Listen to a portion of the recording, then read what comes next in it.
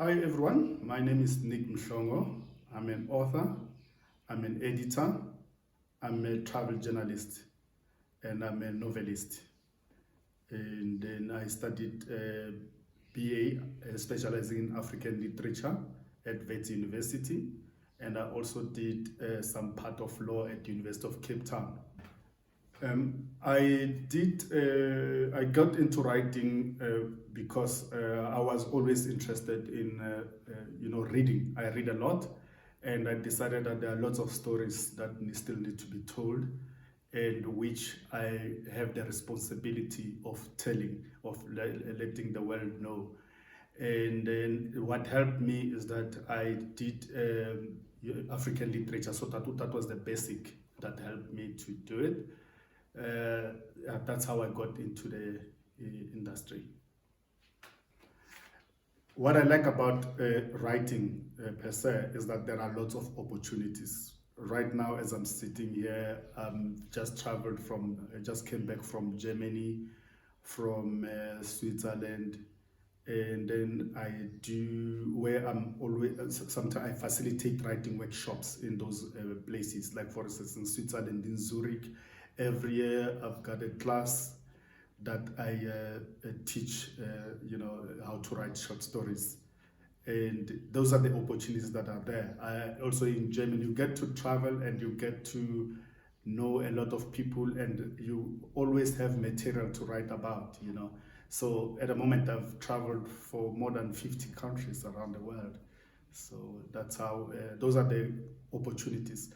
Other opportunities is the opportunities to write for bigger media, for instance, bigger, media companies. Like for instance, at some point, sometimes I do write for the Guardian, in the UK. I do write for some newspapers in working class newspapers in Germany.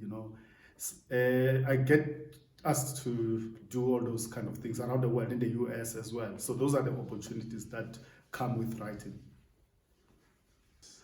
The challenges are always the fact that there's no.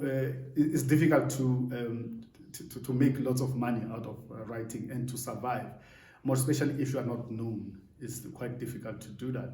You can travel wherever you want, but if you don't know, you're not centered around one place. It makes it difficult because you don't have roots. Sometimes you do need roots as a writer, so that you are based in a particular place. So if you keep on going around the world, for instance, it disturbs sometimes, and to such an extent that you reach a point whereby your mind, you get this writer's block quite a lot.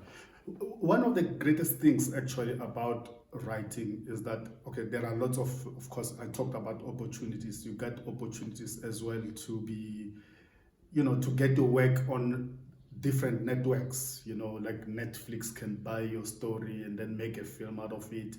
My stories have been performed in the theaters, for instance, on radios. They make radio plays out of that.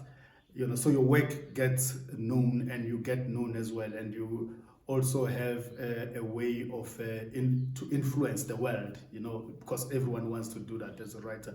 You will always want to to be known, and also to put your weight out there, to know that people are following you and your ideas.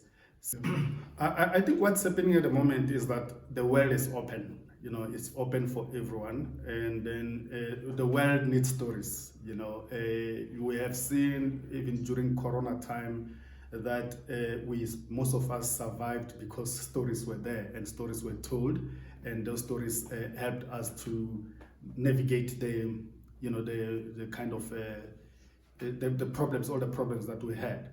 So we have a lot of platforms, as I said earlier, a lot of platforms that people can go to. For instance, our stories, people need our stories. People are always searching for content. Netflix, as I say, Showmax, for instance, is looking for stories. Even the local industry, production houses are looking for stories. And then, I mean, there are lots of stories that are being created. So as a writer, for instance, I'm one of the first the people that get consulted when people want to write scripts for a particular TV or, for dramas, for films. And it's not only the local that is, looking for. So yeah. So when you are a writer, you get contacted, for instance, by different film productions, TV productions, so that you can give advices, you can give, you can be a writer or in their platforms. And for instance, I've been contacted by Netflix for a number of times. There are certain stories of my books that I've written a long time ago that are being, at the moment, people are trying to buy that content in order to make films and TV, So there are lots of opportunities. Those are the opportunities. And the world at the moment is a technical world. We operate with, we're digital world.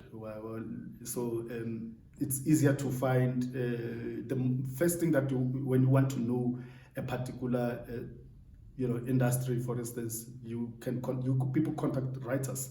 Even though we're not film people, they contact writers because we are the ones that come with content. So the world is looking for content, TV productions, and it's only us. Mostly they come to writers first. So there are a lot of opportunities, let me say so.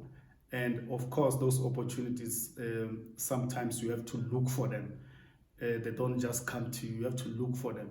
So this is an interesting industry, actually. Yeah. Yeah. So for aspirant writers out there, when you write, for instance, okay, the first thing that you must do to be a writer is to be a great reader. Because when you are a great reader, you are able to identify the gaps that are there in the industry and then fill in those gaps. Like, for instance, somebody has not written a story about the village, for instance. You can be the one to write that particular story. And there's no story which is big, and there's no story which is, small. So all stories are the same. It depends on how you put it out there. So once there are different ways of getting your work published, for instance, and getting to be known. One way that many people are doing, for instance, they are self-publishing. So you can write your story and self-publish. And then the second way, which is difficult, is to have, like me, a publisher. So the publishers are difficult to crack because there are so few of them in South Africa. So, and it doesn't mean that when you are published by a particular publisher, your stories are great. It doesn't mean that a self-published person, their stories are not good. They are all good. Look at Dudu, for instance. She's self-published.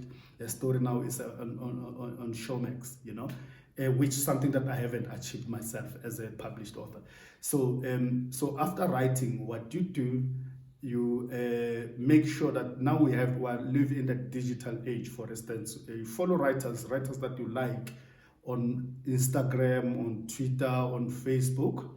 Also go to reading where they are reading, for instance, where they are launching book launches. You pay nothing to go to a book launch.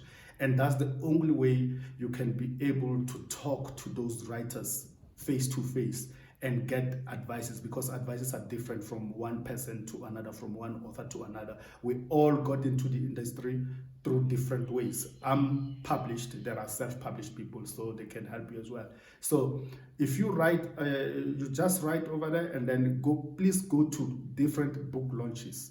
And then most people, what the trend in South Africa at the moment is that people are not waiting to be rejected by the mainstream publishing houses. They publish themselves. So what you do after writing, you go to friends and then you let them read your work, and then you you buy your own. There are people with skills like editors. I'm an editor as well. So I've got a different skill. So you send your work to editors. Editors are the ones that are going to guide you while reading your work. They'll tell you, okay, this is what it needs, this is where you are lacking. So speak to those people. It's more important to speak to those people, and you cannot write alone. After write, of course, the writing process, you write alone, but when you need to publish, you definitely need to be around people, and then people with skills, editors, as I said. And then you need peer friends to read your work. You need to attend book launches whereby you speak to other authors, established authors. When they are reading their work there in the book launch, I mean, don't be afraid to ask such questions, to say, I've got a story. Can you let you look into it? But on top of that, there are lots of mainstream, like for instance, production houses, like publishing houses. Those houses, what they do to you, they'll always announce, announce that they need, you can submit their manuscripts. So look out to them, go to their websites and check when you can send your manuscripts to them. So those are the only ways to do it.